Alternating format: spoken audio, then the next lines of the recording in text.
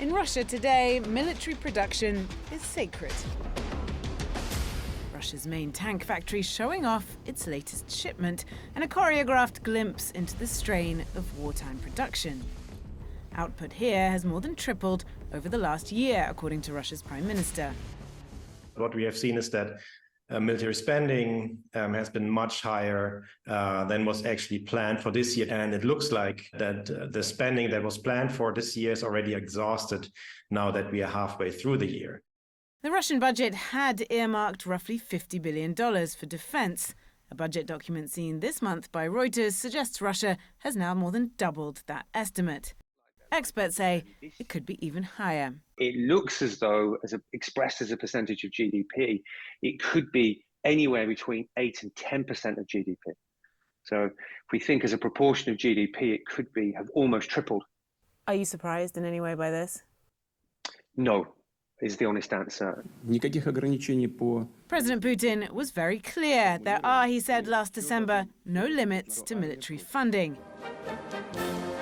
And yet, as Russia's annual weapons exhibition got underway this month, the Teflon had started to come off its wartime economy. Military spending helping fuel a resurgence in inflation and a plummeting ruble, prompting an emergency rate rise from the central bank and putting even the most loyal Russians on edge. Sanctions and lower prices also sent Russia's vital oil and gas revenues plummeting in the first half of this year. But prices have been recovering over the summer. Russia is still earning a huge amount of dollars and yuan and euros by exporting energy and other resources. And it is going to earn these dollars also in the future because, as we have learned, we cannot easily push Russia out of the oil market. There is, though, another challenge facing Russia's weapons industry.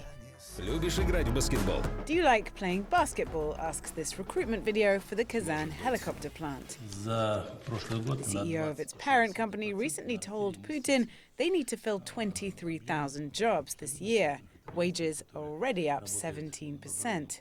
This is a very tight labour force for a number of demographic reasons, but also to do with since the war, a lot of people have left the country. Some people have been mobilised.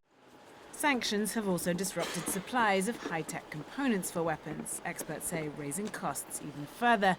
And yet the Kremlin has found a way to justify this, a war with the West. The Western elite make no secret of their goal, which is, I quote, Russia's strategic defeat.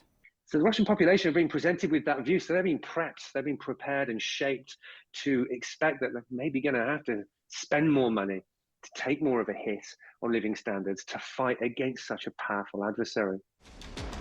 A fight now happening on the front lines and in the factories. Clare Sebastian, CNN, London.